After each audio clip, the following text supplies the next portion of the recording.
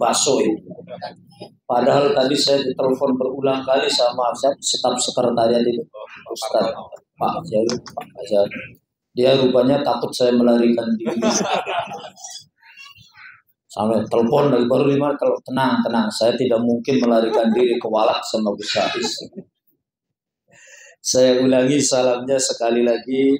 Assalamualaikum warahmatullahi wabarakatuh. Alhamdulillah, jawabannya kompak, serempak. Tapi kata mahasiswa psikologi, secara ekspresi wajah itu penuh dengan keterpaksaan belum ikhlas. Karena tadi saya protes, jadi terpaksa menjawab dengan salam. Jadi wajahnya nadanya keras, tapi wajahnya kurang ikhlas. Sedangkan kata Kiai Jepara itu sekecil apapun amal perbuatan harus dilandasi keikhlas. Oleh karenanya saya ulangi sekali lagi, jangan-jangan ketiga kali nggak ada yang jawab, Pak. Assalamualaikum warahmatullahi wabarakatuh. Waalaikumsalam warahmatullahi wabarakatuh. Alhamdulillah, suaranya merdu, kompak, serentak, ikhlas. Itu hanya Allah yang tahu. Setidaknya suaranya tidak kalah merdu oleh suara tadarus dari musola seberang jalan. Bismillahirrahmanirrahim. Cukup ya salamnya ya. Atau diulang sampai 40 kali sampai sahur dengan alasan yang berbeda. Bismillahirrahmanirrahim. Alhamdulillahilladzi anzala asy-syari'atal islamiyyata rahmatan lil 'alamin wa aslaha biha kullal makhluqati bimaqasidiha wa asrariha al-kamaliyah. وأشهد أن لا إله إلا الله وحده لا شريك له وأشهد أن محمدا عبده ورسوله صلوات الله وسلامه عليه وعلى من تبعهم وعلى آله وصحبه أجمعين ومن تبعهم بإحسان إلى يوم الدين أما بعد. Wonten ngersane para alim, para masyayikh, para asatidz, para pejabat DPRD, baik yang sudah berkeluarga, beristri 2 ataupun yang masih jomblo, semuanya yang saya hormati. Khususnya yang saya hormati adalah senior saya, guru saya, sahabat saya, Kiai Haji Harijul Ma'arif, yang begitu ganteng, tampan, mempesona. Semoga beliau tetap sehat walafiat, panjang umur, amin Allahumma amin. Jadi beliau kan ganteng, tampan, mempesona, adapun tidak berani nambah istri, itu saya tidak ikut-ikut urusan lain. Nyuwun sewu punyai. Istrinya ada di sini ya. Bukan didoain, memotivasi. Kalau doain nanti saya kewalak sama Kiai Marzuki. Doain mantunya kok yang gak baik-baik. Bapak-bapak, ibu-ibu, semua yang hadir, mohon maaf tidak bisa saya sebutkan satu persatu. Jadi saya baru tahu detik ini saat ini bahwa anggota DPRD Jepara itu orangnya yang laki-laki ganteng, tampan, mempesona, tapi sayang masih banyak yang jomblo. Kita tepuk tangan dulu untuk anggota yang masih pada jomblo. Kalau saya jadi anggota DPRD jomblo, lebih baik mengundurkan diri saya dari anggota DPR. Percuma jadi anggota DPRD. Untuk apa duitnya? Atau kalau saya jadi ketua DPRD seganteng Gus Harijul, kayak beliau ganteng tampan, istri saya tidak akan satu, percuma kegantengannya.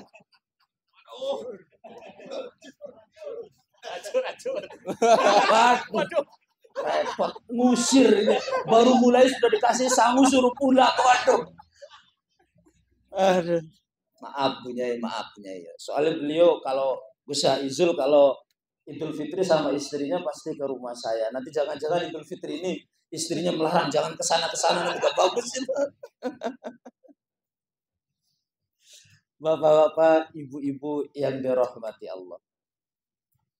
Alhamdulillah bi qudratihi wa iradati, di malam hari ini kita bisa bersilaturahim, berkumpul, bermuajahah dalam rangka memperingati nuzulul Quran. Alhamdulillah. Seperti tadi yang didahulukan oleh Gus Haizul, tidak terasa bahwa kita sudah melewati separuh bulan Ramadan. Artinya apa? Sebentar lagi dapat THR. Kira-kira begitulah. Maksudnya THR itu THR dari Allah, beda THR dari manusia dan Allah. Tunjangan hari raya itu artinya apa? Dikasih tunjangan yang luar biasa, itu kembali fitrah. Itu yang terpenting. Bapak-bapak, ibu-ibu yang dirahmati Allah. Saya karena ngajinya di institusi pemerintahan sebagai bentuk nasionalisme, saya ingin mengawali ngaji ini bareng-bareng dengan mengucapkan Pancasila. Loh iya. Kenapa saya mengatakan dimanapun saya ngaji, baik di Kalimantan, di Papua, Sulawesi, saya selalu mengawali ngaji itu adalah dengan sama-sama membaca Pancasila. Apa kaitannya Pancasila dengan pengajian? Ada. Seperti seremonial keagamaan atau pengajian yang didahului dengan menyanyikan lagu Indonesia Raya, itu sebagai bukti cinta kepada tanah air Indonesia. Kenapa demikian? Karena sekarang itu banyak sekali orang-orang yang memproklamirkan dirinya sebagai juru dakwah, tapi mereka justru di tengah-tengah dakwanya itu adalah menyerukan anti NKRI, menyerukan anti Pancasila, menyerukan ingin menggusur NKRI diganti dengan sistem khilafah. Benar apa benar? Oleh karenanya saya biar rasa enak baksonya turun dulu dari tenggorokan, saya ajak sama-sama membaca Pancasila. Pancasila. Satu. Dua. Tiga. Empat.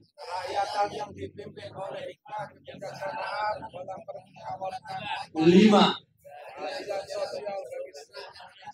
Alhamdulillah, apal semua. Ini bentuk cinta pada NKRI. Tepuk tangan untuk anggota DPRD. Tapi sayang, sila kelima keadilan sosial itu masih belum dilaksanakan oleh sebagian anggota DPRD. Apa yang saya maksud? Mestinya keadilan sosial itu kalau yang lain sudah pada punya istri, maka yang belum punya istri itu cepat-cepat cari calon istri. Itulah termasuk juz'un ataupun bagian daripada keadilan sosial bagi seluruh rakyat Indonesia. Tepuk tangan dulu untuk yang jomblo sekali lagi. Tadi Gus Izul ngasih ijazah biar cepat laku jomblo. Habis ini saya mau WA sama beliau, Gus, ada gak ijazah biar nambah istri? Istri pertama itu tidak ngamuk-ngamuk.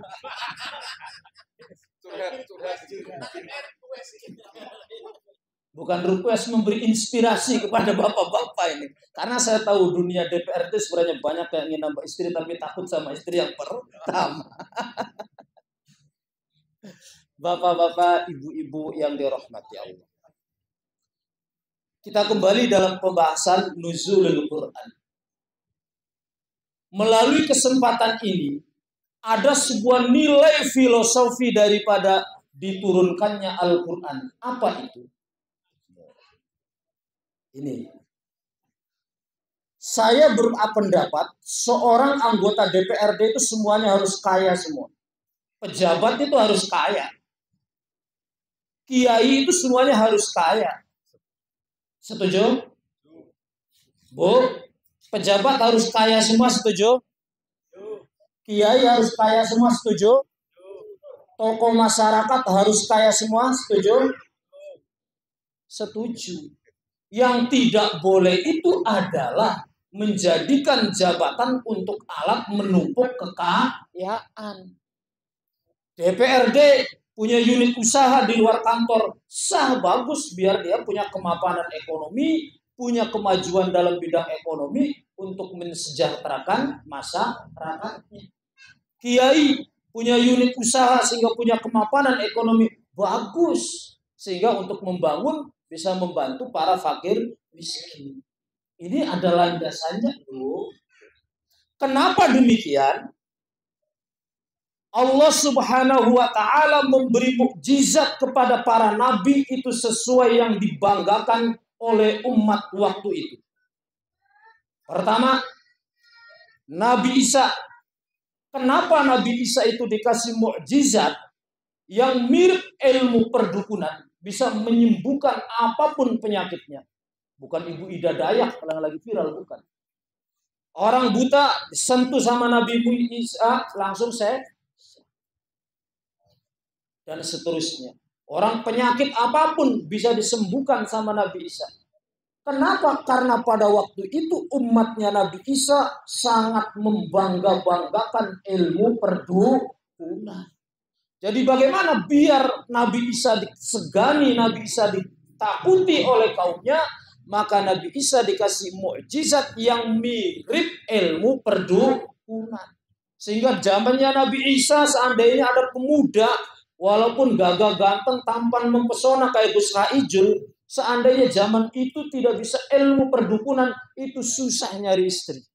Karena idaman gadis-gadis waktu itu adalah pemuda yang ahli ilmu perdukunan. Bergeser lagi. Zamannya Nabi Musa. Kenapa kok Nabi Musa mukjizatnya dikasih tongkat yang dilempar bisa menjadi ular raksasa? Karena zaman itu umatnya Nabi Musa, Fir'aun dan bala tentaranya adalah mengagungkan ilmu sihir. Jadi saat itu anak muda yang tidak punya ilmu sihir itu nggak ada harganya itu. Jadi hinaan, jadi bully.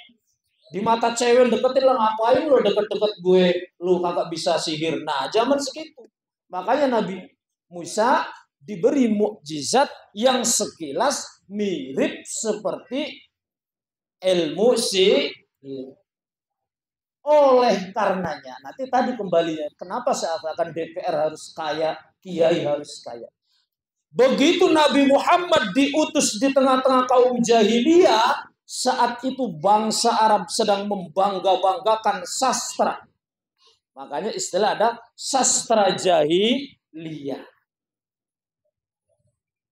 Ada itu kalau di sastra jahiliyah. Dulu saya ada punya teman jurusan sastra itu, dia nulis doktornya itu bidang sastra jahiliyah.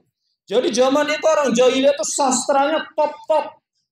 Oh, andainya gadis-gadis Jepara, barangkali mungkin ibu-ibu DPRD Jepara saja, seandainya waktu itu mendengarkan sastra jahiliyah, itu bisa kelpek-kelpek, bisa berpaling dari suaminya.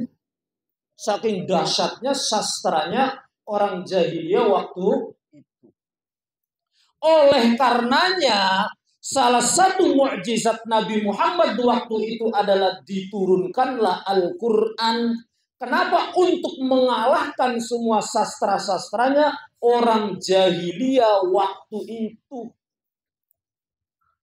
Kehebatan pujangga-pujangga sastrawan jahiliyah tidak ada satupun yang mampu menandingi keindahan gubahan susunan kata Al-Quran itu. Jadi ini kenapa kok salah satu mukjizat Nabi Muhammad itu Al-Quran? Karena kosakata susunan katanya, gubahan kalimatnya itu sama sekali tak tertandingi oleh sastra-sastra jahiliyah waktu itu. Ini makanya saya katakan dulu dalam sejarah beredarnya Islam, dakwah Islam sama begitu. Karena waktu itu umatnya mengagungkan sihir, maka mukjizat Nabi Musa seperti maka itu yang ingin saya katakan. Maka kita pun hidup di era sekarang ini yang mana masyarakatnya sudah hedonis, yang mengagungi kemewahan harta, yang mengagungi kemewahan gaya hidup. Maka kalau ingin jadi pejuang, penegak keadilan, ingin jadi juru dakwah, maka kita pun harus jadi orang kaya. Coba, kalau ada orang yang tidak mau ibadah, orangnya kaya raya, kita orang miskin, pasti kita akan dicemooh. Ngapain lo kamu jadi ngajak-ngajak kita, kamu aja hidupnya miskin? Nah, tidak ada harganya. Makanya yang saya katakan, kalau jadi kiai sekarang harus kaya, kalau tidak kaya nanti malah disepelekan. Jadi DPRD ingin membangun, menegakkan keadilan dan kesejahteraan, harus kaya DPRD. Biar jangan dipandang sebelah mata oleh masyarakat yang ingin kita bangun. Umpama gini, kita bangun perekonomian kita bangun kesejahteraan kita. Kata masyarakat, alah Pak DPRD kamu aja miskin ngomong apa? Tapi itu. Jadi silakan menjadi DPRD, menjadi orang kaya, tapi jangan menggunakan jabatan itu untuk alat menumpuk kekayaan. Jadi kiai, silakan menjadi orang kaya, tapi jangan menggunakan profesi kiai itu untuk menumpuk kekayaan. Kalau pengen duit ya punya warung. Ya kayak saya aja punya warung, jualan es, jualan gorengan sama santri gitu. Itu kayak Gus Saizul punya travel begitu. Jadi itu yang saya katakan. Inilah yang tadi saya kembali, karena sesuai waktu itu mukjizat Nabi itu adalah sesuai yang dibanggakan oleh masyarakat saat itu. Cukup apa sudah? Saya bahasanya bukan cukup apa terus, cukup apa sudah? Lanjut. Sekarang pertanyaannya, apakah orang jadi DPRD ini berpahala? Saya jawab, bisa berpahala, bisa dosa. Orang jadi pejabat bisa berpahala, bisa dosa. Sebuah jabatan entah DPR atau DPR RI, entah DPR provinsi, entah daerah, bupati atau gubernur, itu bisa menghasilkan pahala, bisa menghasilkan dosa. Kaidah fikih berujar, lil wasail hukmul maqasid. Bagi sebuah wasilah, sarana itu adalah hukumnya dengan apa yang menjadi maksud dan tujuan kita. Oke. Kita jadi anggota DPRD ini adalah sarana. Bismillah.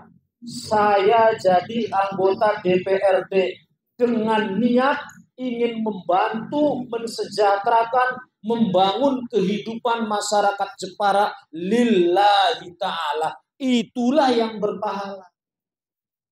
Beda kalau niatnya saya niat belum jadi, masih baru balon, bakal calon, baru foto-foto dipasang pinggir jalan, fotonya diedit yang banyak jerawatnya biar glowing. Saya niat menjadi bakal calon DPRD biar nanti para janda-janda yang cantik itu terpesona kepada saya. Sudah lain itu. Insya Allah di sini nggak ada ya. Nggak ada. Itu adanya di film-film siar. Atau nggak ada bedanya. Nah, itu apa? Ini tergantung nih. Ya, belum apa. Saya akan nyalon jadi DPRD. Nanti kalau terpilih saya akan main perempuan. Saya akan korupsi. Itu belum apa-apa sudah dapat Itu makanya yang saya katakan. Tadi kita mempunyai sebuah jabatan, itu bisa berdosa atau bisa berpahala, tergantung niat, maksud, dan tujuan. Nah, itu. Jadi luar biasa. Kita ibadah. Kita beribadah melalui berbagai lini. Jadi sudah jelas. Tapi kalau niatnya bagus, baru permulaan saja, baru bakal calon, bismillah, saya niat akan positiflah maju bertarung, atau yang sudah terpilih kembali calon dengan niat lillahi ta'ala untuk memperjuangkan hak-hak masyarakat, membangun daerah, ini walaupun nanti tiap bulan dapat gaji, itu urusan lain. Beda dengan orang saya niat jadi DPRD, biar saya dapat gaji, nanti tiap bulan cuma dapat gaji saja, pahalanya tidak. Nah, itu jadi begitu. Makanya jenengan tadi disebutkan oleh Gus Saizul, saya ini aslinya Jawa Barat, tapi KTP-nya Jepara. Ayo, siapa yang dapilnya? Saya ikutnya Mayong. Siapa yang dapilnya Mayong? Oh, Pak. Ya, atau barangkali ada yang mau nyalon bupati, saya dukung lah. Mayang kan suara satu. Aduh. Kalau saya nyalon jadi guru spiritualnya saja. Nanti nyalon jadi guru spiritual, kata istrinya, tolong doakan kalau jadi bupati jangan nambah istri. Paling gitu. Karena paling beresiko itu ya ibu-ibu nun sewu ya. Saya anjurkan, kalau cari suami itu menurut saya jangan ganteng-ganteng, apalagi kalau yang pejabat itu beresiko. Pada ketawa semua ini, kayaknya pengalaman ini saya. Tapi tak sawang-sawang yang ketawanya kenceng kurang ganteng lah. Bapak-bapak, ibu-ibu yang dirahmati Allah. Itu tadi fungsi. Al-Quran diturunkan itu adalah rahmatan lil alamin. Artinya rahmatan lil alamin itu apa? Itu buat untuk semua manusia. Al-Quran itu diturunkan itu bukan untuk orang Islam, bukan. Nyatanya Al-Quran itu diturunkan justru di tengah-tengah orang non-muslim alias orang kafir.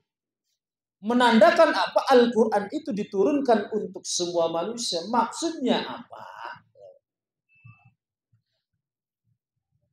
Zalikal kitabu la raiba fihi hudan lil muttaqin. Enakan enggak suaranya? Bu, suaranya enakan enggak? Enakan mana dengan yang tadi yang kori? Kalau bilang enggak enakan saya pulang sekarang juga. Tapi yang jujur, kalau asli suara saya enggak enak ya bilang enggak enak. Karena lagi Ramadan, bohong nanti dosanya diperlipat. Tapi kalau jenengan bilang suara saya nggak enak ya, termasuk yang menyakiti perasaan saya, dosa juga.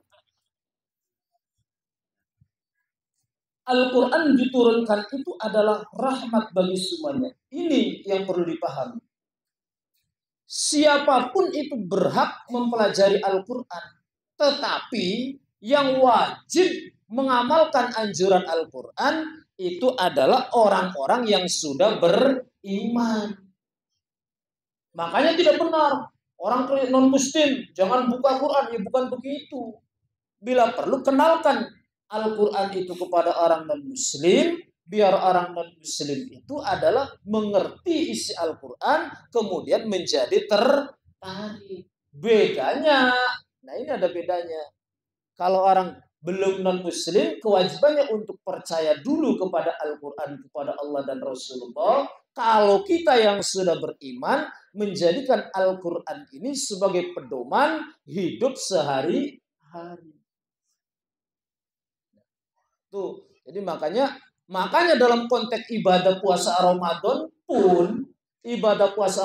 pun yang diwajibkan itu orang-orang yang sudah beriman. Makanya ya ayyuhalladzina amanu kutiba alaikumussyam. Amanu orang-orang yang beriman. Orang-orang yang belum beriman itu belum diwajibkan. Nah, tuh kalau sedikit lintas agamanya lah gitu. Karena nuwun sewu, saya ini kan wakil ketua komisi kerukunan antar umat beragama di MUI Pusat. Jadi harus ya sedikit-sedikit gitulah kerukunan kalau berbicara. Jadi jangan kok dilarang. Oh, kamu orang non muslim, jangan sentuh-sentuh Al-Quran. Bukan begitu caranya. Hai non-muslim, saya kenalkan inilah Al-Quran yang ada terjemahnya. Biar nanti lama-kelamaan mereka mempelajari, siapa tahu tertarik dan Bapak-bapak, ibu-ibu yang dirahmati Allah. Selanjutnya adalah kita sebagai manusia umat Nabi Muhammad, sebagaimana kita sering dengar, Nabi Muhammad diturunkan sebagai rahmatan lil alamin. Al-Quran diturunkan sebagai rahmatan lil alamin. kita ini dalam setiap hal, setiap apapun harus menggunakan sudut pandang positif, harus menggunakan sudut pandang dimensi aspek kebaikan. Alias kalau dalam bahasa fikihnya adalah husnudzon.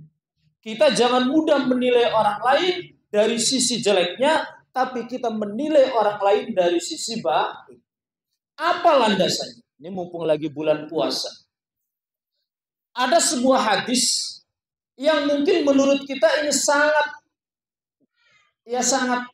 aneh. Kenapa? Qala Nabi sallallahu alaihi wasallam, salasatu aswat yuhibbuhullah. Ada 3 suara yang mana suara tersebut, ini suara loh, suara. Cuman suara doang, bukan kerjaan. Salasatu aswatin yuhibbuhullah. Ada 3 suara yang dicintai oleh Allah. Apa ternyata?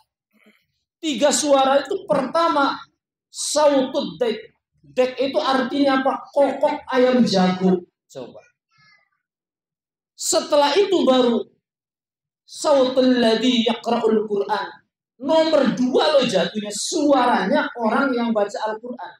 Bukan mengamalkan Al-Quran, tapi suaranya orang yang baca Al-Quran. Yang ketiga, wasautul mustaghfirina bil ashar. Suara orang yang memohon ampunan, yang beristighfar di sepertiga malam alias waktu sahur. Saya ulangi. 3 suara yang dicintai oleh Allah. Pertama, kokok ayam jago. Ternyata posisinya itu paling dicintai oleh Allah. Cuman kokok ayam jago loh. Baru setelah itu suaranya orang yang membaca Al-Quran. Jatuhnya nomor 2. Bukan mengamalkan Al-Quran, tapi suaranya orang yang membaca. Dan yang ketiga itu suaranya orang yang merintih di tengah kegelapan malam. Sepertiga malam. Wal mustaghfirina bil ashar. Orang-orang yang mohon ampunan kepada Allah di sepertiga malam saat waktu sahur alias jelang subuh. Ayo, apa yang saya tadi? Ini kita ini harus melihat sesuatu dari sisi baiknya. Loh, kenapa kok Nabi Muhammad berkata suaranya kokok ayam jago lebih baik daripada suara orang membaca Al-Quran? Orang begini, orang membaca Al-Quran itu belum tentu semuanya benar. Karena ada juga orang yang membaca Al-Quran yang tajwidnya salah, makhrajnya salah, dan seterusnya. Oh, ternyata ini yang perlu kita catat. Nanti bisa diamalkan di gedung DPRD. Imam Hilmi itu tahu apa yang dimaksud oleh Injil Nabi Muhammad itu. Karena kokoknya ayam jago di sepertiga malam itu adalah membangunkan orang-orang saat tidur untuk sholat malam. Karena jago berkokok, orang-orang bangun untuk sahur. Orang jago berkokok, orang bangun untuk ibadah malam. Ini bukan berarti kokok jagonya, tapi apa? Apa yang manfaat dari kokok jago itu adalah bisa membangunkan orang-orang yang sedang terlelap tidur untuk melakukan ibadah malam. Karena maklum zamannya Nabi Muhammad belum ada HP, belum ada alarm. Sebelum dulu zamannya adanya jam beker yang krotek gitu ya. Makanya saya bercanda, andai zaman Nabi Muhammad sudah ada HP alarm, mungkin hadisnya akan berbeda. Termasuk suara yang dicintai oleh Allah adalah suara alarm yang membangunkan orang untuk sahur. Suara alarm yang membangunkan orang untuk tahajud. Atau nah beda lagi kalau suara alarm yang membangunkan bapak-bapak mau ke rumah janda sebelah, itu lain lagi. Nah, makanya ketika kita sekarang tradisi masyarakat ada orang biasa mau sahur koprak mana mukul apa? Zaman dulu itu bambu ya, tung koprekan itu. Sekarang kan pakai apa? Ember, pakai kaleng segala macam. Bahkan kalau di sebagian kota itu udah pakai sound system dangdutan, dangdut karaokean itu laki-laki perempuan. Makanya saya bertanya sama santri Liwatin, coba ini berpahalanya bagaimana? Satu sisi tengah malam dia bangun, membangunkan orang biar ibadah malam. Tapi satu sisi dia joget-joget ada laki-laki perempuan juga. Itu perlu dibasul masailkan itu oleh PCNU. Apa yang ingin saya katakan? Ini loh yang ingin saya katakan. Dengan menyebut hadis tadi bahwa hanya seekor kokok ayam jago ternyata dicintai oleh Allah. Kenapa? Karena faktor dari sisi kebaikan itu yang ditali. Begitulah kita kira kurang lebih kita dalam menjalankan tugas ini di dalam tugas keseharian kita. Oh, mungkin pimpinan kita melakukan gini, jangan dilihat itunya, tapi ada sisi positif tujuan yang dihasilkan. Oh, mungkin ketika pimpinan itu mengajak nuzulul Quran, nah kita lihat nilai positifnya.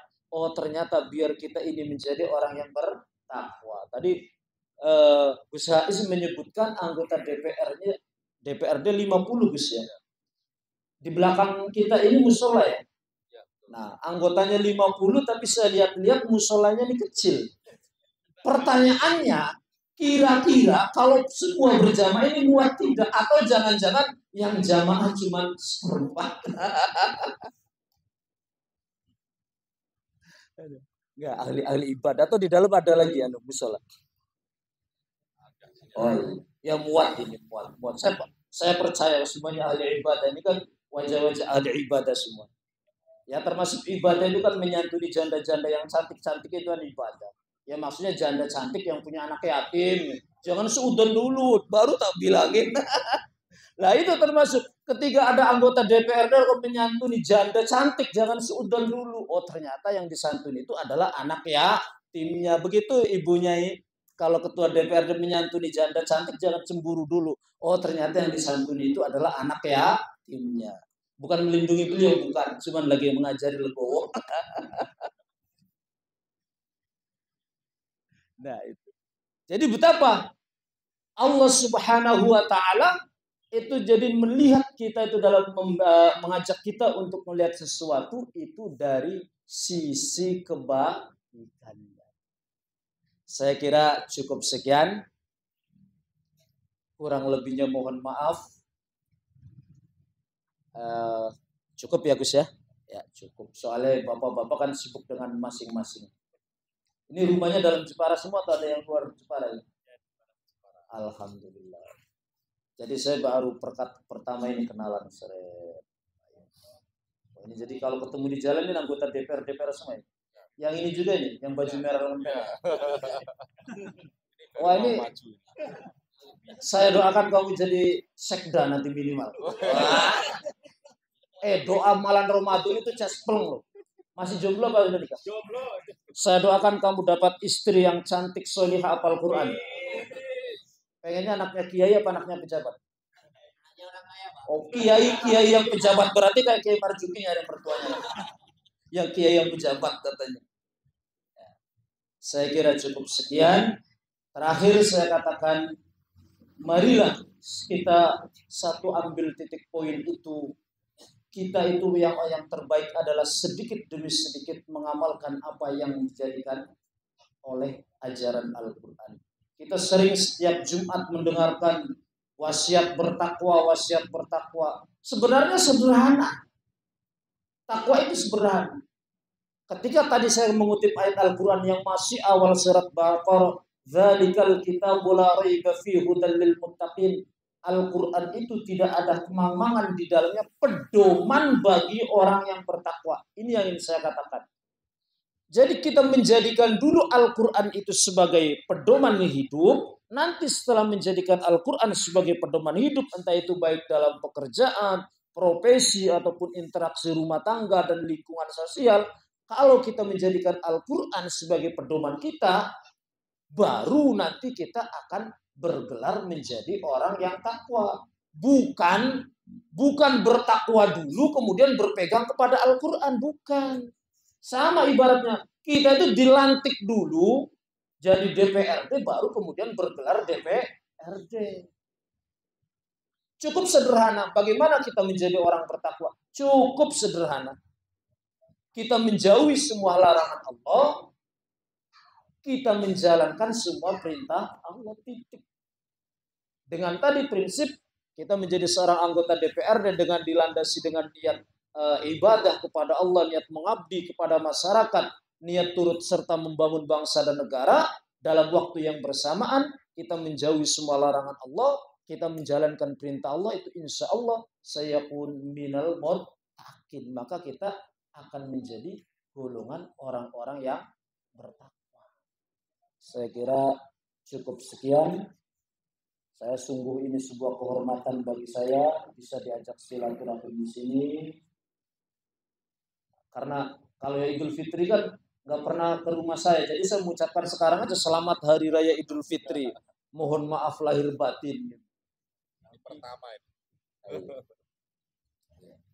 Ya, monggo saya pesan terakhir, jadikanlah profesi apapun di instansi apapun itu kita kalau dengan niat ikhlas beribadah turut serta membangun bangsa dan negara, maka itu menjadi poin ibadah. Dan juga saya tambahi begini, bagaimana kiat beribadah di bulan Ramadan ini? Apakah seorang DPRD harus cuti dulu?